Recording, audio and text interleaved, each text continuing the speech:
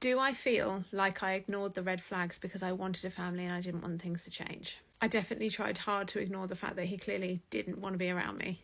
Acted like he hated me. I suppose, in short, yes, but I think it is the broader picture of the life that we had already had together. So yes, I wanted the family, our family, but we were already a family before all of this behaviour really got out of hand.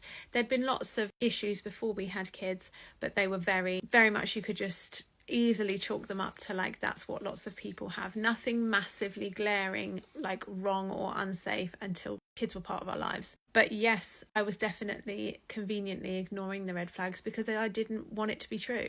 I wanted him to want the life that we had built together. I wanted him to want to be with me, have kids, raise them, live the life that we'd planned. I was happy in that life, so I wanted him to be happy in that life. I couldn't understand why he wasn't. And I think the denial was attached to the fact that I was still in love with him. Whether you think that's a trauma bond or real love is another conversation. But I wanted the whole life that we had, and I was in denial that all these things meant that that wasn't going to happen and it wasn't meant to be. I've always wanted to be a mum. I've always wanted a family. He definitely always knew that about me. Like, if you'd known me since I was 10, you realise that I've always wanted to be a mum. But I obviously wasn't hoping to just have that family life with anyone. I chose to have it with him.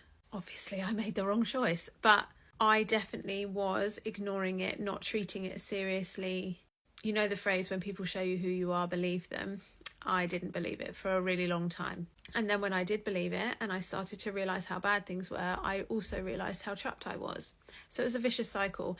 And being that trapped kept me in denial because it kept me hoping, because I didn't feel like I had a way out anyway. So I might as well try and make things better, try and make things work, because ultimately that is what I wanted. Nothing was helping me to get out in a logical or emotional sense. How convenient for him. It's crazy to me how many women relate to this. Like, it's awful how many women relate to this feeling. I'm also very, very glad that we're not alone, and I will continue to talk about it for that very reason.